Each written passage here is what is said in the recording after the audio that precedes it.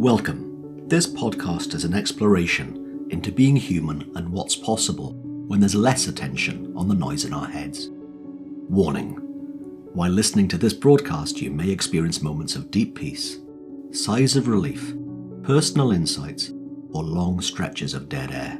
Do not be afraid. This is normal.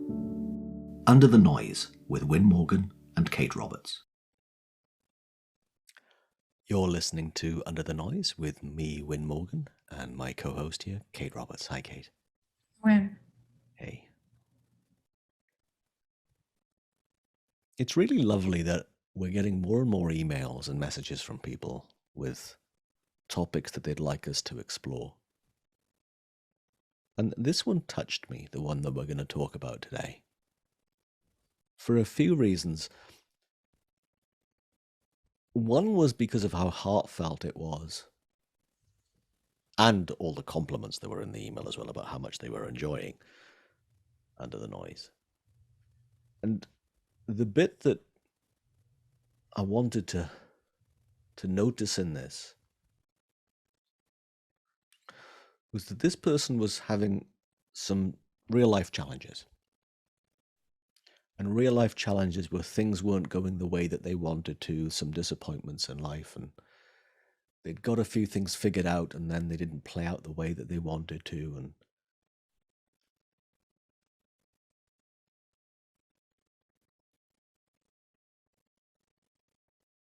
And in reading it, the person who sent us the message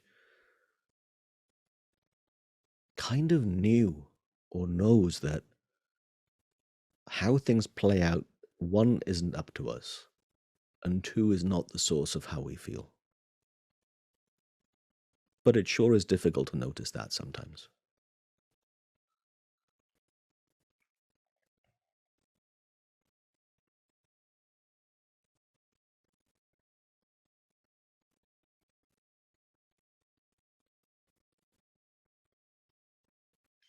And there's a part in the email that, well, there's quite a lot of it, in fact, I can personally relate to.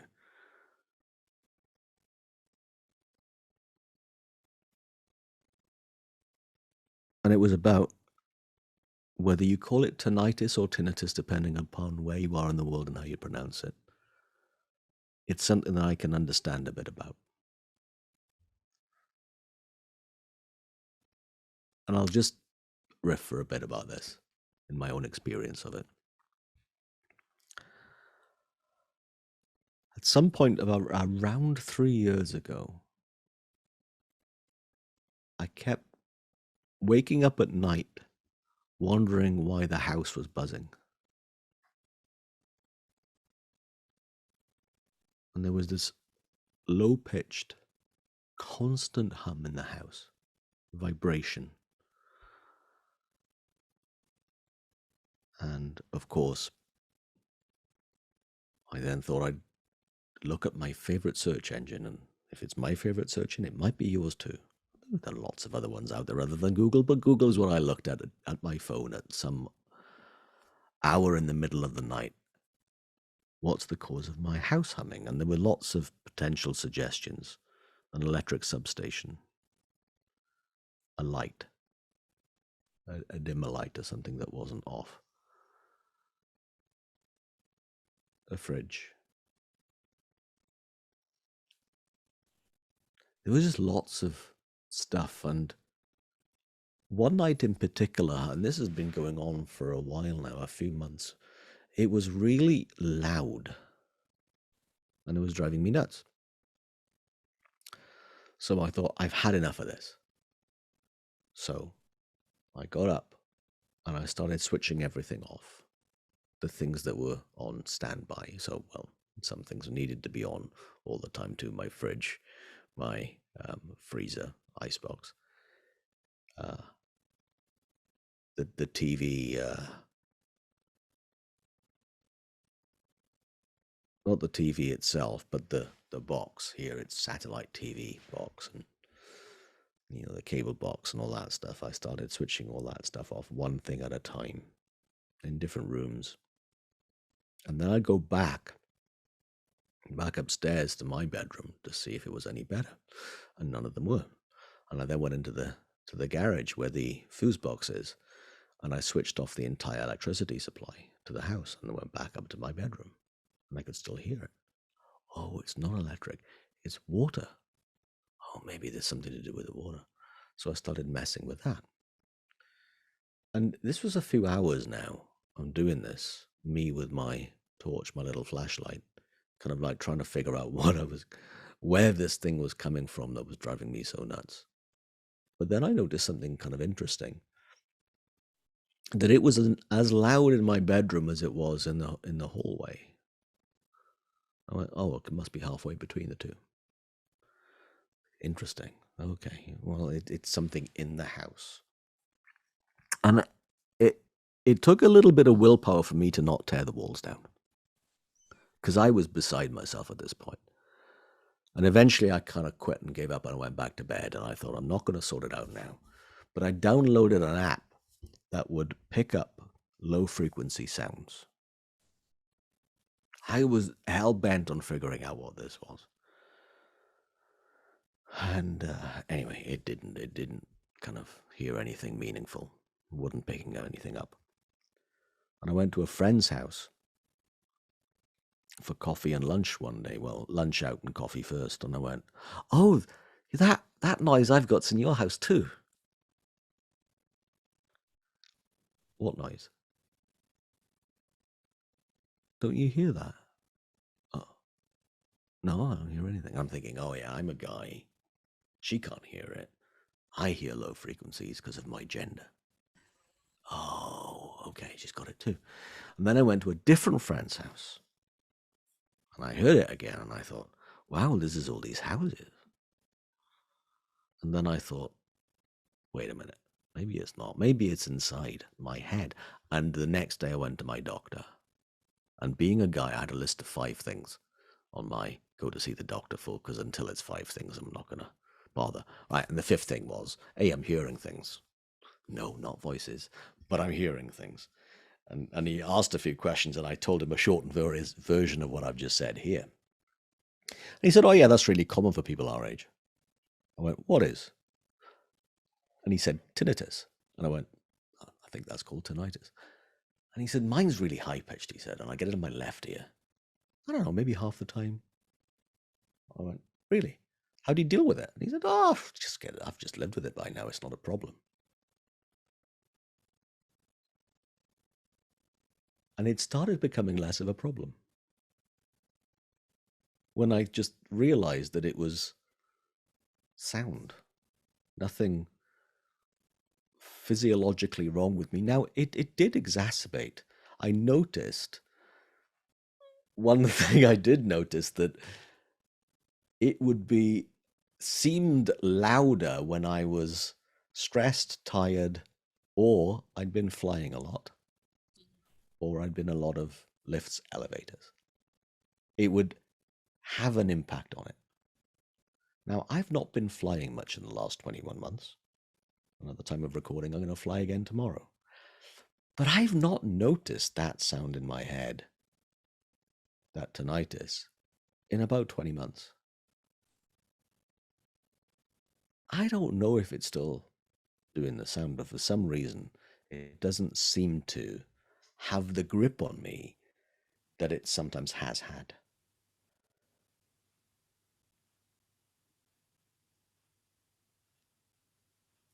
And that's the point I was really wanting to get to from my quite elaborate sharing right now.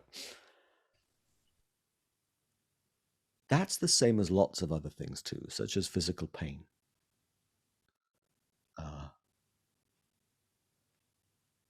A circumstance, either in the material physical world or in the emotional feeling world, that can be there, but our experience of it, how aware we are of it, and the impact of our awareness on us is really variable.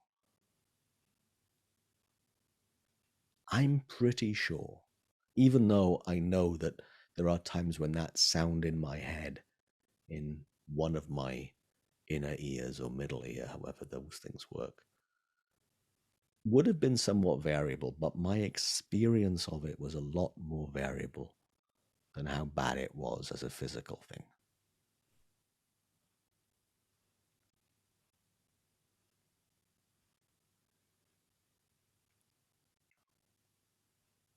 And I've noticed that with other things as well. I remember a few years earlier having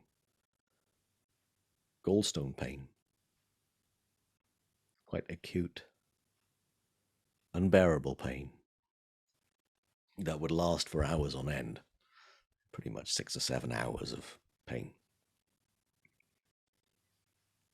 And the pain, the experience of the pain and how much suffering there was with the pain would be variable even with a constant agony. I remember even laughing once while I was having one of those attacks of pain. Doubling, I'm pretty sure I've probably mentioned it in one of these episodes. I was bent over at the end of my bed trying any way that I could get myself, after 5 hours of this so far, knowing I probably had an hour or two left because they're quite predictable in when they end, how to get some kind of relief by my physiological movement of my body position, having tried everything. And then I started laughing in the midst of this pain, finding it amusing that I tried everything, I couldn't shift it. And that instant of laughing, of course, my experience of that pain was different. I found my struggle with it absurdly amusing. And this is not to, hey, if you are having discomfort or pain, laugh at it. No, I'm just pointing at the fact that it's possible that our experience of that and the level, the degree to which we suffer and the degree to which we're aware of and conscious of pain, and what we make of pain, what we make of discomfort, that's inside, that's variable.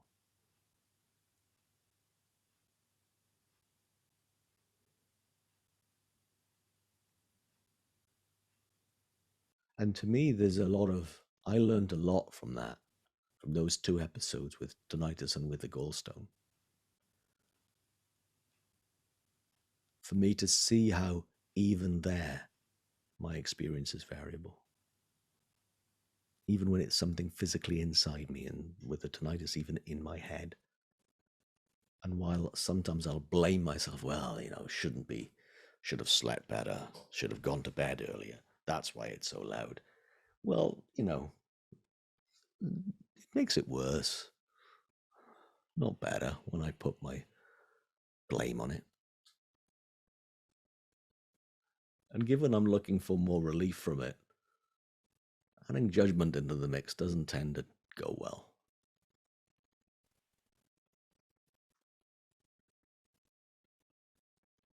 Anyway, that's my rather open sharing of what I have seen about what the person who sent in the email. That's my initial response to that. But I know that email piqued your interest, and I'd love to know what you've either heard in what I shared or what you noticed in your own life and about human beings from the email that we got.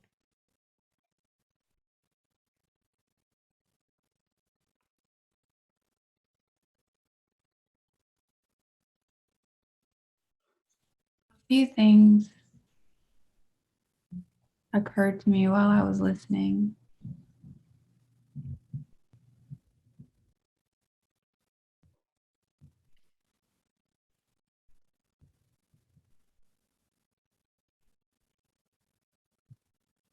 I've been reading a lot recently about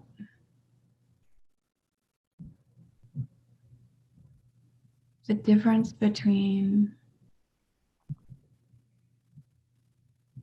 reality and our story about reality.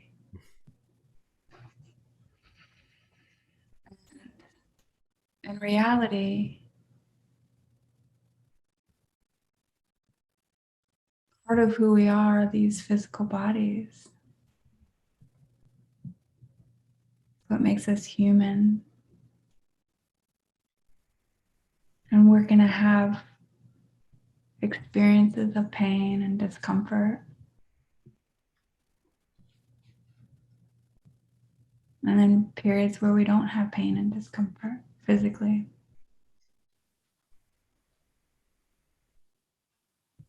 But most of the time, especially around pain, I think there's a very distinct difference between reality of that pain and the story of that pain that's playing out for us in our noise, right? So, and I'll use your story as an example, if you don't mind. Go for it. You said this unbearable pain.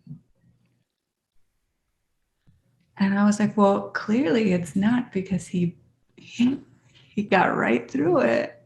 Yeah. So it wasn't, but that's our story, and it adds to this like tension around our pain. And how long will this go on? I can't take this much longer. Like this consistent story of reality rather than just being in reality with the pain and judging the pain. And is it better right now or worse than it was before? You know, there's this consistent like story of reality that most of the time we as human beings, we just don't notice that that's what we're doing around our pain. Yeah. I remember telling you this story once where I personally don't love physical pain. I absolutely judge physical pain as being bad. It's inappropriate. But my partner, I remember I had a conversation with him, and he had just been to the gym and had done this workout, and I said, well, how was it? And he said, oh, it was painful. It's horribly painful. And I was like, you loved it, didn't you? And he's like, yeah. Like there's something, I don't personally love pain, but for him, that was totally fine. And he loved it in some way. And it really made me think about my judgment of physical pain, how I've decided how bad it is, and it should not be there at all.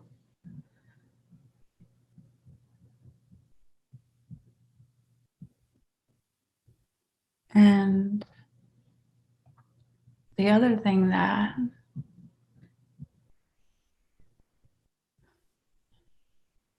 occurred to me is that I've had moments where the story of reality, the noise in my head,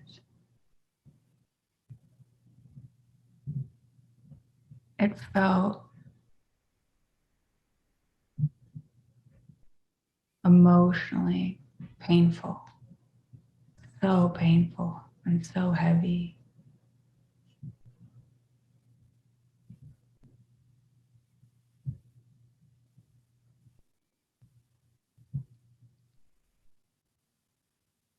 And I imagine that physical pain, while not the same as emotional pain, can feel so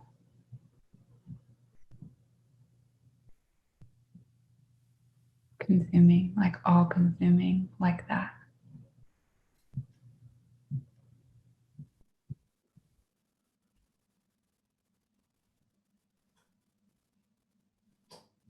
So deep into the noise of our pain.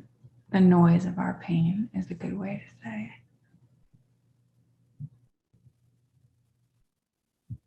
I just wanted out. I wanted relief. I wanted to not feel that way anymore.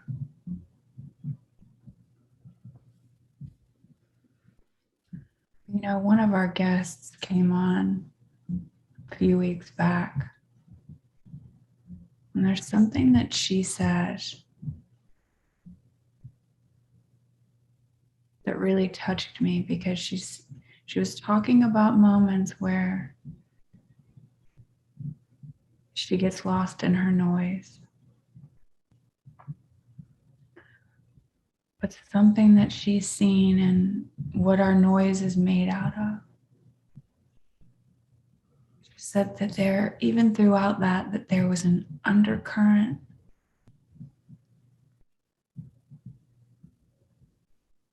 always flowing underneath that she knew it wouldn't last forever. Mm. That was Christy Halverson.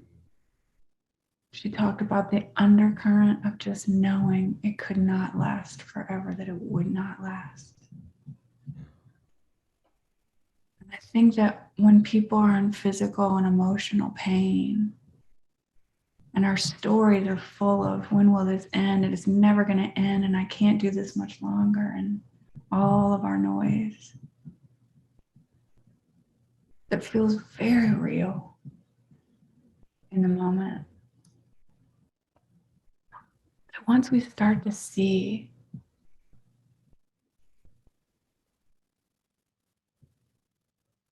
the truth about our noise, about our story,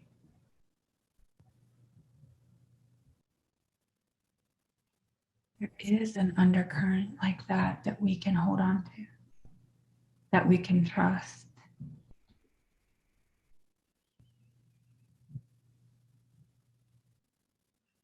It doesn't last forever. It's temporary. And there's something about that.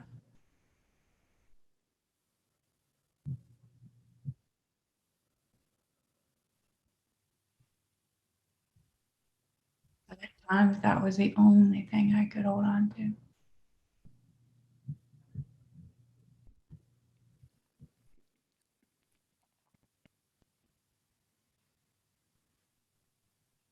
I knew that to be true. Mm. And so the noise got a little quieter.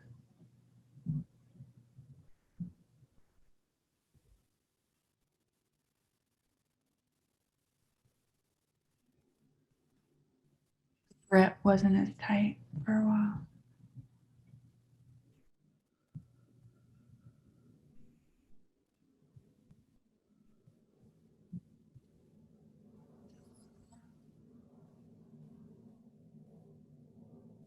Through it on the other side.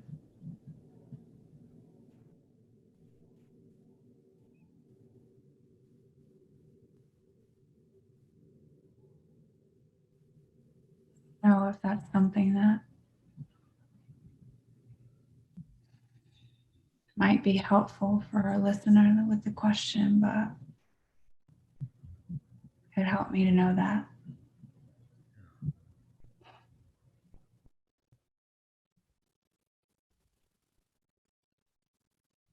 In listening to you, something else I remembered about the physiology of pain. It's kind of smart. So, before we started recording today, I was telling you about the weather here in the UK. And that the high today was 3 Celsius, which is what, about 38 Fahrenheit. And it snowed a bit last night, and the snow didn't melt today, so my garden's white. Dusting, not heavy. And I went out today, and I don't know, half an hour drive to where I was going, and then half an hour drive back. So there was a lot of snow about. It's kind of cold. So just to my left, down here, I've got a heater that helps me heat this room, my office at home, and not have to heat up the entire house when I could spend 10 hours in my office and only heat this place. And a few minutes ago, when I just did it again, I touched it, bare hands.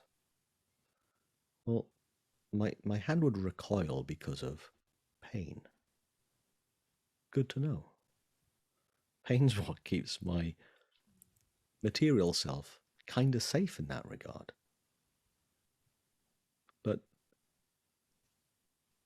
So, or another way of saying it would be pain in itself is wise. It's an indication of something that it might need looking at, but not a judgment of looking at or story of it that looking at. It might just need something to be looked at. And in my very simple example, take your hand off the heater. It's too hot for bare skin to touch. Helpful, otherwise my skin will burn.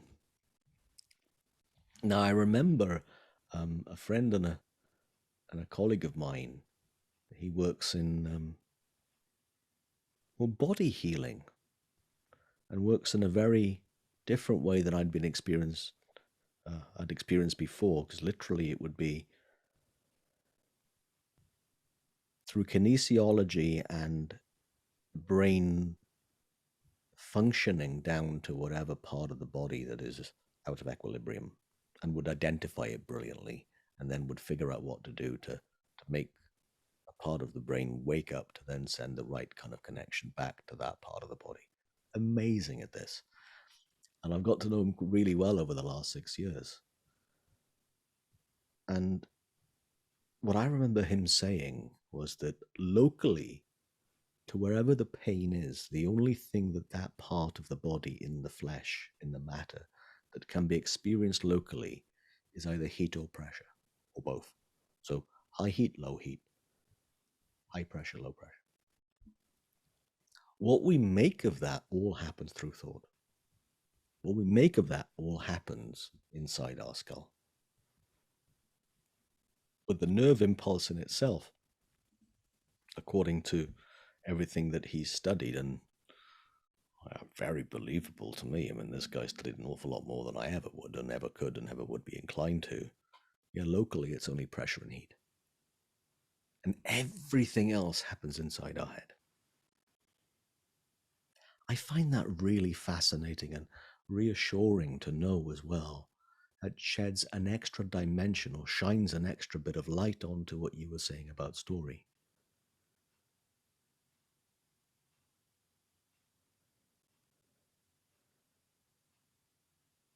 And while pain is inherently painful, that's why it's called pain.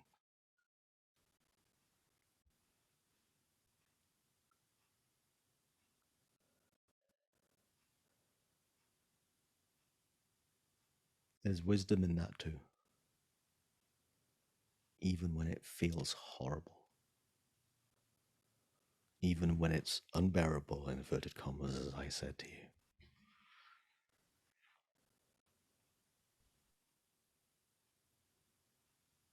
And while I don't want anyone to think that I'm diminishing anything that they're going through, because I have all the compassion in the world for anyone going through physical pain and emotional pain,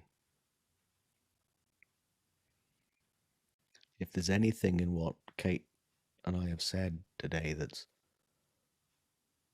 lightened the load a little bit, maybe you're on to something. Maybe you, when you're listening to this, maybe you're on to something.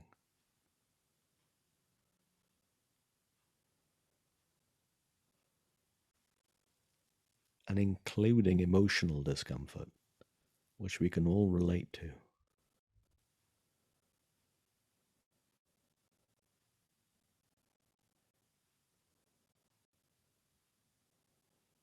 I hope something in this has lightened the load.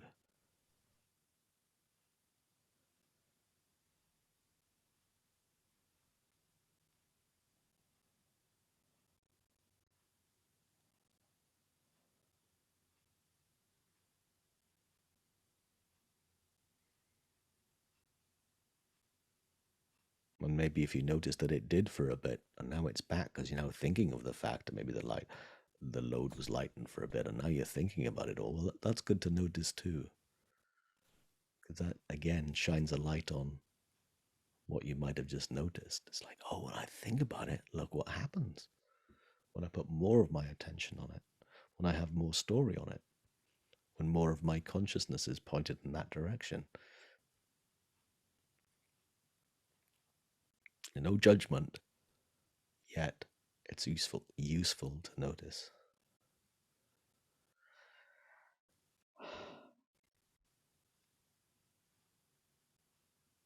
Amen. Thank you. You've been listening to Under the Noise. I'm Kate Roberts, and I'm here with my co-host, Wynn Morgan. If you have any questions or any topics that you would like to discuss or would like for us to discuss, reach out to Wynn or myself. Our details follow the podcast. And thanks for listening. Thanks for joining us. We'd love for you to subscribe, rate, and review. If you have a topic or question that you'd like us to chat about, email Wynn or Kate at wynn@winning.co.uk and Kate at katerobertscoaching.com. Until then, enjoy what's possible under the noise.